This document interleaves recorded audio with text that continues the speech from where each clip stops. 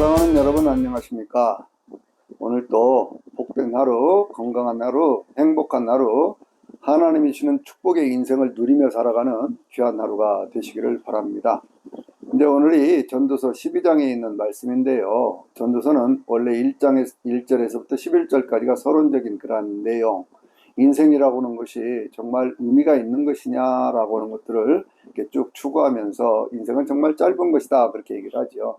짧은 인생 가운데 여러 가지 많은 부조리한 일들이 있지만 이렇게 사는 것은 성공적인 인생을 사는 것이다 라고 하는 이야기를요 2장에서부터 12장 8절까지 쭉 하고 있거든요.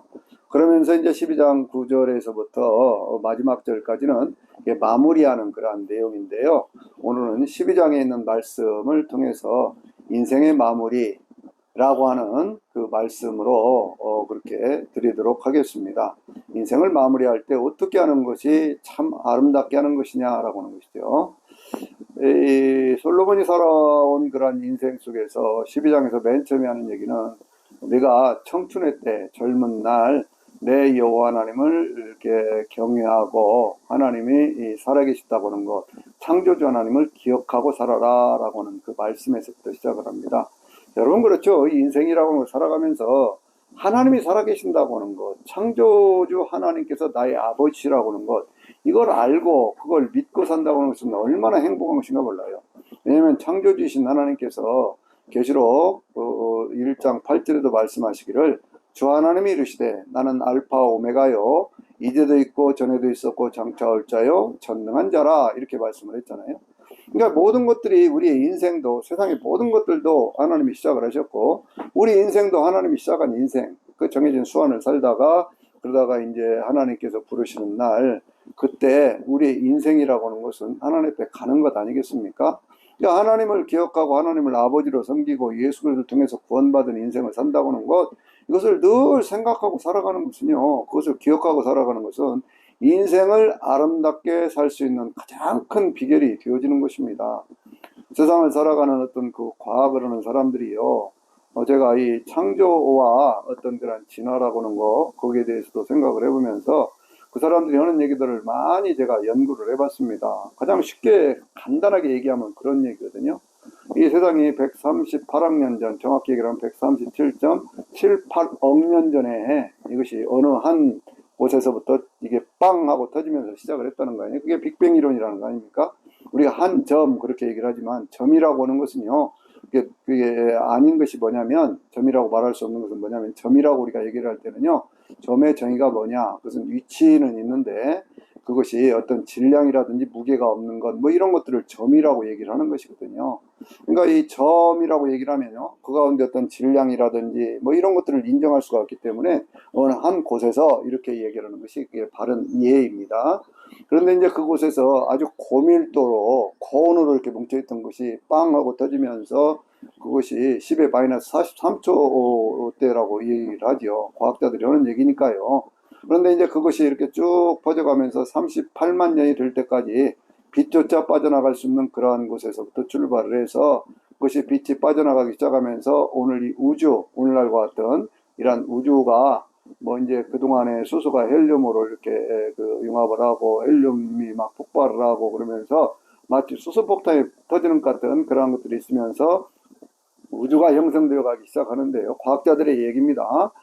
그렇게 되어져 가기 시작하면서 그 가운데서 이제 그 우리 지구와 같은 것들은 지금부터 40한 6억 년 전에 생겼다고 그러니까요. 그 46억 년 전에 생겼으니까 그 처음 뭐 빅뱅의 순간이 있은 뒤에 90억 년이 지난 다음에 생긴 것 아니겠습니까? 그런데 이것이 쭉 이렇게 퍼져나가는 것을 보니까 반경이 465억 킬로, 5억 광년, 그리고 이제 저쪽 그 양쪽 끝으로 보면 930억 광년 되는 그만큼인데 지금도 계속 팽창해 가고 있다 그렇게 얘기를 하지 않습니까? 그러니까 이제 우리 지구라고 하는 것을 그 처음에 출발했던 바로 그 장소에서부터 그것을 쭉 이렇게 계산을 해보면요. 대개 그 중심에서부터는 한 300억 광년, 300억 광년. 광년이라고 하는 것은 빛이 1년간 가는 거리니까요. 그만큼이 어딥니까? 빛이 일주에 30만 킬로를 가니까 상상할 수 없을 만큼 그런 거리 아닙니까? 우리 지구가 섞여 있는 이 은하계라고 하는 것이 한 10만 광년쯤 된다고 그러고요. 이쪽 끝에서 저쪽 끝까지. 그리고 이제 우리 지구에서 가장 가까운 지구가 속해 있는 이 운하계, 우리 은하계에서 가장 가까운 것을 안드로메다 은하계라고 얘기를 하는데, 그것이 대개 여기에서부터 한 250억 광년 떨어져 있고, 거기에는 뭐 20만 광년 정도 그 길이가 그렇게 된다, 그렇게 얘기를 하지요. 우리 은하계에만 해도 한 4천억 개 정도 되는 그런 별들, 별이라고 하는 것은 태양과 같이 이렇게 스스로 빛을 내는 가스 뭐 이런 것들이 모여 있는, 구체로 보이지만 사실은 그것을 계속 폭발하고 있는 그런 것들 아닙니까? 그런 것들이 한 뭐 4천억 개 정도 있다고 얘기를 하고, 전 은하계 우주에는 2조 개, 2조 개 이상의 어떤 그런 별들이 있다고 얘기를 하지 않습니까? 그러니까 얼마나 많은 그런 그것이 있습니까? 8천조 개 이상의 별들이 있고, 그러니까 이 도대체가 생각할 수 없는, 상상할 수 없는 그런 것들인데, 그것도 관측 가능한 우주라고 얘기를 하면서 그 바깥으로 계속 퍼져나간다 그 얘기잖아요. 여러분, 이런 이야기들 속에서 우리는 얼마든지 창조에 대한 얘기를 할 수 있습니다. 그건 무슨 얘기냐면, 어디선가 시작을 했는데 지금 우리가 알 수 있는 것은 이 부분까지지만, 그 바깥에도 계속 뭐가 있으니까 퍼져나간다는 얘기 아니에요. 그럼 이 모든 것들을 누가 만드셨을까요?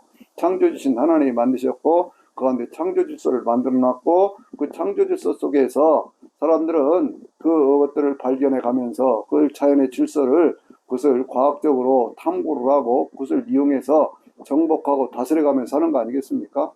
여러분, 하나님께서 세상 만들고 사람도 창조를 하셨잖아요. 그럼 사람을 창조하시면서 맨 처음에 하신 말씀이 뭐예요?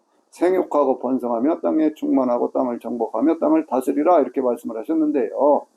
땅이라고 하는 것이 물질적인 세계인데, 자 보세요. 생육하고 번성하라.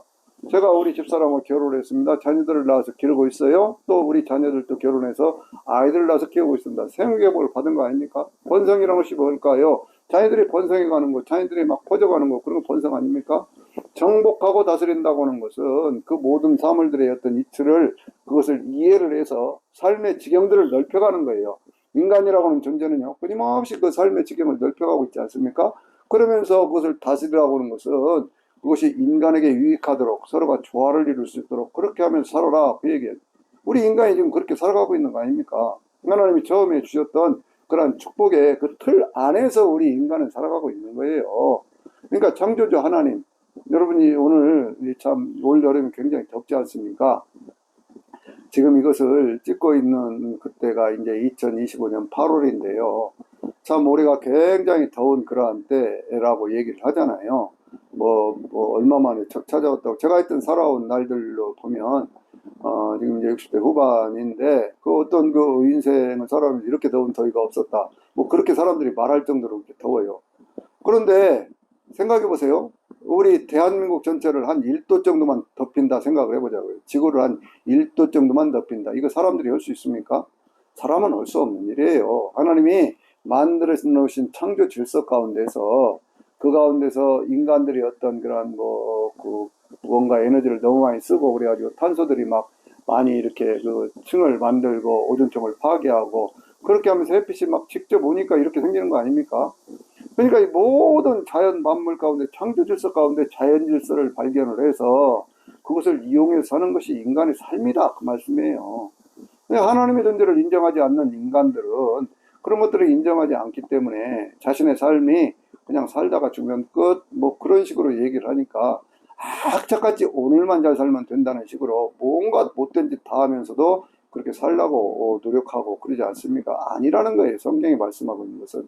그래서 네가 청년의 때, 아직 살아있을 때, 그런 얘기예요. 살아있을 때 창조이신 하나님을 기억하라. 그러면서 인생의 연약함을 이제 쭉 2절부터 얘기를 하고 있거든. 2절부터 8절까지 쭉 얘기를 하고 있는 것은 뭐냐면 이런 식의 이야기입니다.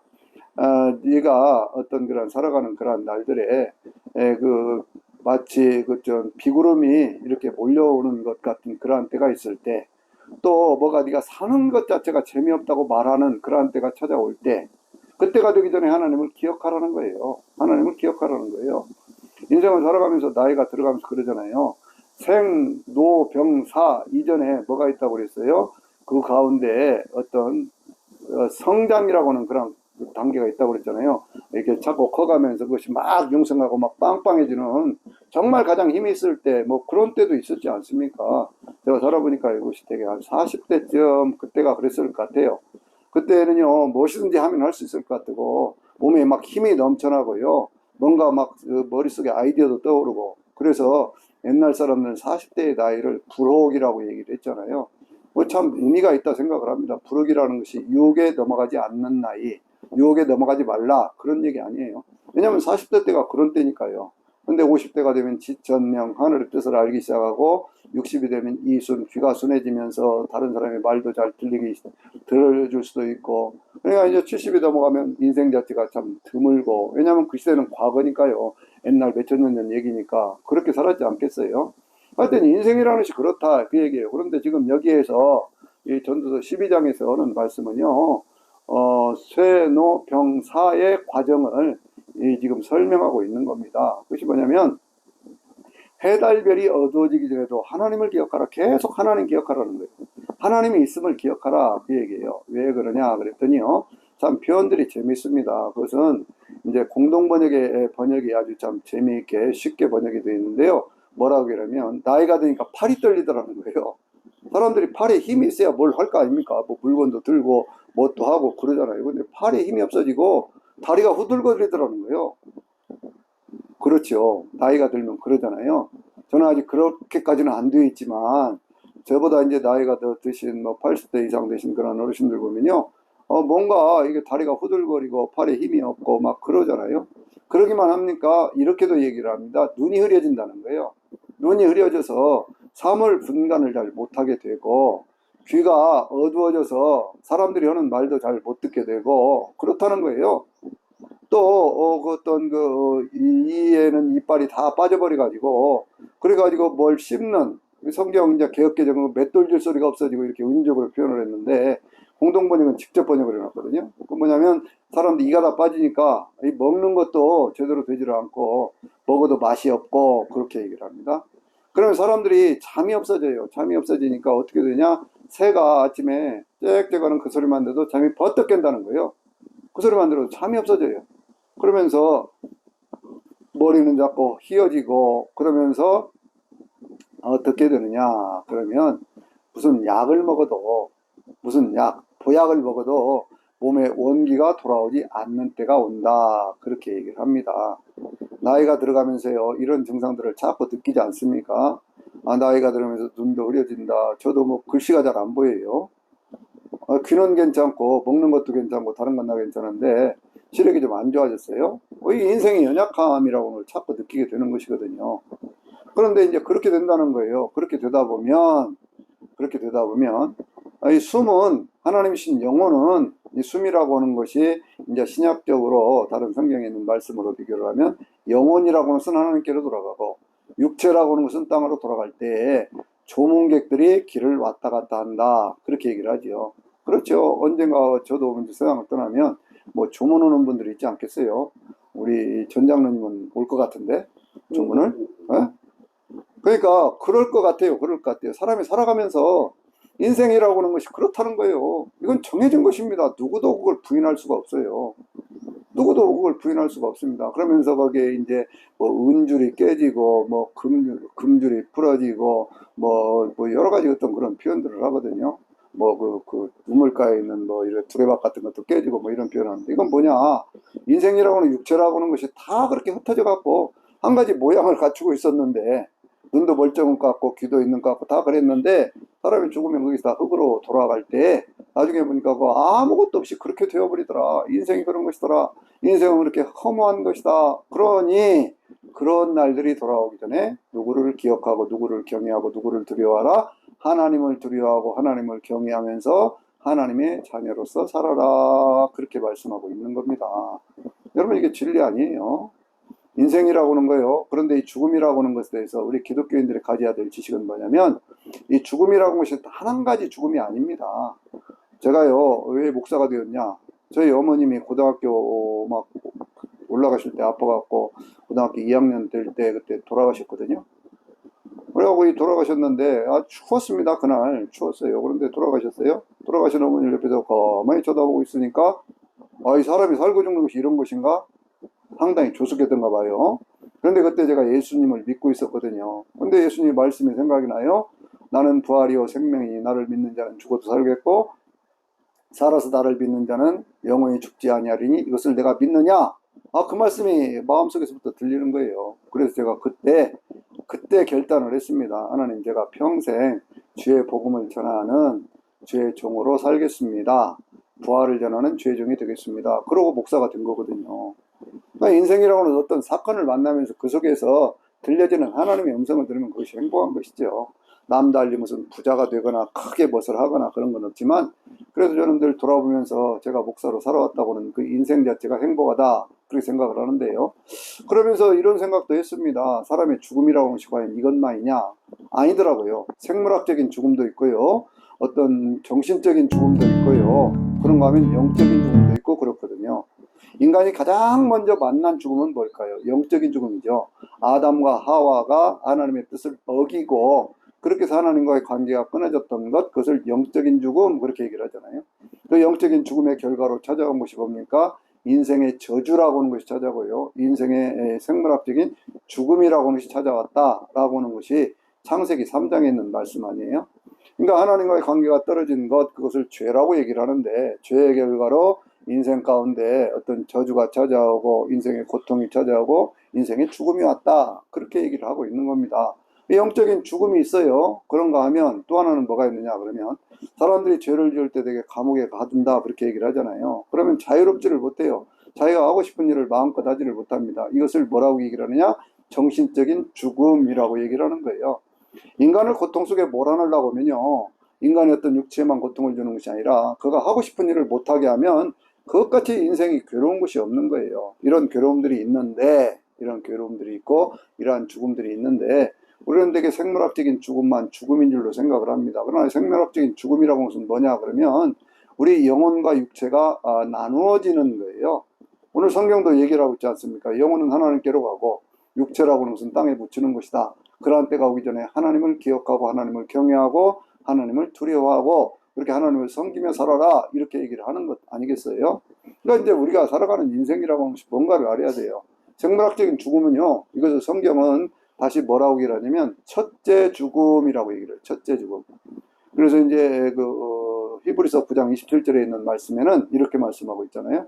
사람이 한 번 죽는 것은 정하신 것이고 그 후에는 심판이 있다. 한 번 죽는 것, 그건 정해진 것이다, 그 말씀이죠. 그런데 이 한 번 죽음이라고는 이것만 있느냐, 생물학적인 죽음만 있느냐, 그것이 아니고 두 번째 죽음도 있다, 성경이 그렇게 말씀하는 거예요. 그래서 이제 우리 하나님께서 계시록에 있는 서만학교에 주신 말씀 가운데, 이기는 자는 내가 결코 둘째 사망의 해를 받지 않게 하리라 그러시거든요. 그럼 둘째 사망은 또 뭐냐는 거예요. 사람이 한 번 죽으면 그만이지 무슨 둘째 사망이 있느냐. 그랬더니 첫째 죽음이 있으면 첫째 부활도 있다고 또 말씀하네요. 계시록 20장에 있는 말씀 보면은요, 6절에 있는 말씀에 이 첫째 부활에 참여하는 사람들이 복이 있다, 그렇게 얘기를 하거든요. 이것은 뭐냐 그러면, 하나님과 그리스도의 제사장이 되어 1000년 동안 왕노로 사는 천년왕국에 참여하는 그때 그 사람들이 부활하는 것, 거기에 참여할 수 있도록 부활하는 것, 이것을 가리켜서 첫째 부활이라 이렇게 얘기를 하는 겁니다. 첫째 부활이 있어요. 영생의 부활이 있다는 거예요. 영생의 부활이. 그리고 또 뭐라고 말씀하냐면요, 둘째 사망이라고 하는 것을 얘기를 할 때, 20장 15절에 있는 말씀 보면은요, 생명책에 그 이름이 기록되지 못한 자들은 다 불못에 던져지리니 이것이 곧 둘째 사망 불못이라, 이렇게 얘기를 하고 있어요. 그러니까 성경이 말씀하고 있는 것은요, 죽음이라고 하는 것에 대해서 얘기를 할 때 생물학적인 죽음이다, 이것은 첫 번째 죽음이다. 그런데 그 뒤에 영혼과 육체가 나누어진다. 영혼은 하나님께서 약속하신 영원한 하나님 나라의 낙원에 가서 있든지, 아니면 못된 짓만 하고 살았던 사람들은 그냥 어떤 음부의 불못에 떨어져 갖고 거기서 고통을 당하든지 그렇게 산다는 거예요.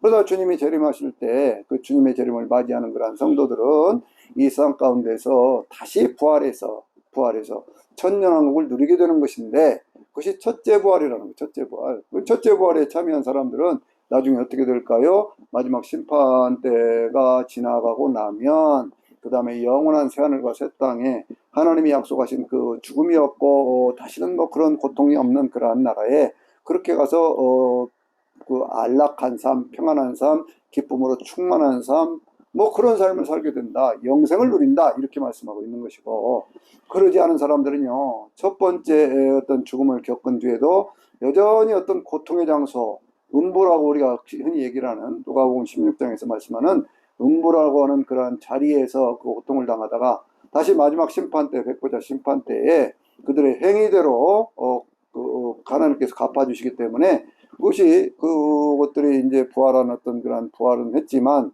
그것이 영원한 고통의 장소에서 고통을 당한다. 그 모습을 먼저 보여준 것이 누구냐? 바로 사탄이라는 존재 아닙니까?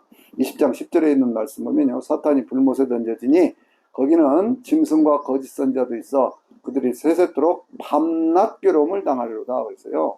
그냥 그런 장소로 들어가는 걸 둘째 사망이다 그렇게 얘기를 하는 거예요. 그러니까 우리는 이 삶의 맨 마무리에 뭐가 있는가, 그 다음에는 뭐가 있는가 이걸 알고 믿어야 돼요. 예수 그리스도를 믿는다는 것은 세상에서 가장 큰 축복이 되는 겁니다. 그래서 예수 그리스도 안에 산다는 것, 예수 그리스도를 믿는다고 하는 것은요, 그분이 가르쳐 주신 믿음, 그분이 가르쳐 주신 말씀, 그 안에서 사는 거거든요. 그러니까 주님께서 착한 일을 행한 사람들은 생명의 부활로, 악한 일을 행한 사람들은 심판의 부활로 나아오리라. 부활도 벌써 둘로 나누고 그렇게 말씀을 했지 않습니까? 내 말을 듣고 나를 보내신 자를 믿는 자는 영생을 얻었고 심판에 이르지 아니하나니 사망에서 생명으로 옮겼느니라 이렇게 말씀하잖아요. 그러니까 우리가 예수 그리스도를 믿는 그 순간부터 우리에게는 지혜와 계시의 영 성령께서 임하셔서 그 사실을 알게 하셨어요. 그러니까 예수를 믿는 겁니다. 세상을 사는 동안에 참 삶을 성공적으로 아름답게 살아야 된다고 하는 것, 그건 지난주에도 제가 말씀드렸지만 그건 좋은 것이라니까요. 왜냐하면 이 땅에 육체를 가지고 사는 영적인 존재는 우리밖에 없어요. 인간밖에 없습니다. 그러니까 인간이라고 하는 존재로 산다고 하는 것, 이건 정말 축복된 그런 것이기 때문에 하나님이 내게 주신 그러한 모든 것들을 잘 누리며 살아야 되는데, 이 누리며 사는 그것에서만 그치는 것이 아니라 그 다음에 하나님의 심판이 있다고 하는 것을 기억을 하면서, 그러면서 그것을 준비하고 대비할 수 있는 그러한 삶을 살아라 라고 하는 것이, 창조주 하나님을 기억하라, 그분을 두려워하라, 그분을 섬겨라, 그런 말씀이거든요. 그 다음에 이제 결론적으로는 그런 얘기들이 있습니다. 그건 뭐냐면, 청년의 때, 청춘의 때 그렇게 하나님 잘 섬겨야 된다 그렇게 말씀을 하면서 이 모든 어떤 그런 말씀들, 이걸 잠언이라고 얘기를 하고 있거든요. 잠언이라고 하는 것은 마치 때르는 채찍 같고 잘 박힌 목과 같다 그렇게 얘기를 하고 있어요. 그렇게 가슴에 새기라는 거죠. 때르는 채찍이라고 하는 것은, 찌르는 채찍이라고 하는 것은 옛날에는 채찍에다가 가시 같은 것들을 이렇게 박아갖고 사람을 때리고 그랬거든요. 고통을 주려고. 그런 거 한 대 맞으면 어떻게 되세요? 깜짝깜짝 놀래고 어떤 상처가 나지 않겠습니까? 그러니까 우리가 하나님의 말씀을 그렇게 듣고 할 때는요, 그것을 마음에 새겨야 돼요. 계시록 1장 3절에 있는 그러한 말씀에 이 연의 말씀에 읽는 자와 듣는 자와 그 가운데 기록한 것을 가슴에 새기고 지키는 자들은 복이 있나니 그러거든요. 가슴에 새기고 지키는 자들은 복이 있나니 때가 가까움이라 그랬어요. 그러니까 하나님의 말씀을 들을 때는 그것이 마치 채찍으로 맞는 것처럼, 가시가 나를 찌르는 것처럼, 잠언이라고 하는 것이 가시가 나를 찌르는 것과 같은 그러한 말씀이라고 그랬잖아요. 나를 찌르는 말씀이라고 그랬잖아요. 깜빡깜빡 깨어나야 됩니다. 영적인 잠에서 깨어나야 돼요. 그리고 잘 박힌 목과 같이 그것을 내 가슴에 잘 새겨서, 그래서 그 말씀대로 살려고 하는 것이죠. 그 말씀 안에서 자유함을 누리는 것이죠. 죄를 짓는 것이 즐거운 것이 아니라 죄를 짓지 않고 하나님이 주신 인생을 즐기며 살아가는 것, 누리며 살아가는 것, 이것이 최고의 축복이다 그렇게 말씀하고 있는 거예요. 그래서 솔로몬이 또 재미있는 얘기를 합니다. 뭐라고 얘기를 하냐면요, 잘 들어라 그 얘기예요. 뭘 잘 들으라고 얘기를 하냐면, 책을 너무 좋아하고 공부 너무 하는 거 그거 좋은 거 아니다. 그것은 몸을 상하게 한다 그렇게 얘기를 합니다. 책을 좋아하는 것, 참 지식을 쌓아가고 뭐 하는 것 좋은 일이죠. 책을 많이 쓰는 것도 좋은 일일 겁니다. 공부 많이 하는 것도 좋은 것일 거예요. 근데 저도 가만히 생각을 해보니까요, 제가 요한계시록을 공부를 하면서 책을 그 계시록만 갖고 7권을 썼어요. 해마다 썼습니다. 해마다. 그러다 보니까요, 자연이 뭐가 나빠졌을까요? 어떤 때는 막 15시간씩 앉아갖고 그렇게 했거든요. 눈이 나빠져가지고 결국 그 시력이 약해져가지고 글씨도 잘 안 보이는 그런 신세가 되어버리지 않습니까? 안 좋다는 거예요. 그 건강에 안 좋다는 거예요. 이 말씀을 제가 진작 알았어야 되는데, 책 많이 쓰고 공부 좋아하는 거 그거 좋은 것 아니라는 거예요. 적당히 공부하고 하나님 경외하며 살아라. 맨 마지막 결론의 말씀입니다. 전도서의 결론의 말씀. 그것은 하나님의 심판을 기억하고 하나님의 계명을 지키며 살아라 그 얘기예요. 하나님이 주신 계명, 하나님을 사랑하고 이웃도 사랑하고 내 몸도 사랑하고 그렇게 살아가는 거 아닙니까?